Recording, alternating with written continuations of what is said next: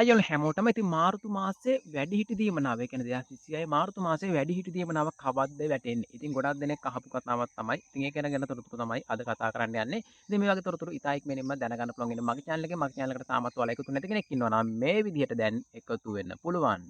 හැමදාම ඉතා ඉක්මනින්ම හරිම තොරතුරු හරියටම දැනගන්න මගේ channel එකට එකතු වෙන්නේ අලුත් channel එකකට එකතු වෙන්නේ මෙන්න මේ විදිහට මෙතනින් ඔයාලා ඊතලේ තියෙන තැනින් ටච් කරගන්න පෙන්න තැනින් ඊට පස්සේ ආපහු ඒ ඊතලේ තියෙන තැනින්ම ටච් කරගන්න ඊට පස්සේ ආපහු මෙන්න මේ ඊතලේ පෙන්න තැනින් ඔයාලට all bell icon එක ගාවින් ටච් කරගන්න පුළුවන් ඊට පස්සේ ඔයාලට මේ විදිහට මගේ අලුත් channel එකට එකතු වෙන්න පුළුවන් අලුත් වීඩියෝ ඉතා ඉක්මනින්ම දැනගන්න හරි තොරතුරු හරියටම ඔන්න ඔය විදිහට එකතු වෙන්න පුළුවන් වීඩියෝ එකේ කියන විදිහට මේ වීඩියෝ එක පුළුවන් තරම් ෂෙයා කරන්න වැඩිහිටි දීමනාව ගොඩක් දුරට මාර්තු මාසේ වගේම අනිත් මාස වෙලත් ගොඩක් දුරට 25න් පස්සේ වගේ තමයි වැඩිහිටි දීමනාව වැටෙන්නේ. ඒක නිසා 25න් පස්සේ ඔයාලා බලන්න ඔයාලට වැඩිහිටි දීමනාව වැටේ. මොකද අපිට ගොඩක් තොරතුරු ඒ ගැන හොයන්නේ නැහැ. තොරතුරු එන්නෙත් නැහැ අපිට. ඒක නිසා ඒ ගැන හරියට මට කියන්න බෑ මේ දවස්වලට වැටේ කියලා. ගොඩක් දෙනෙක් අහන නිසා තමයි මම මේක හරි වීඩියෝ එකක් අරගෙන ආවේ. මේ විදිහට ඔයාලට 25න් පස්සේ තමයි ගොඩක් දුරට වැඩිහිටි දීමනාව වැටෙන්නේ.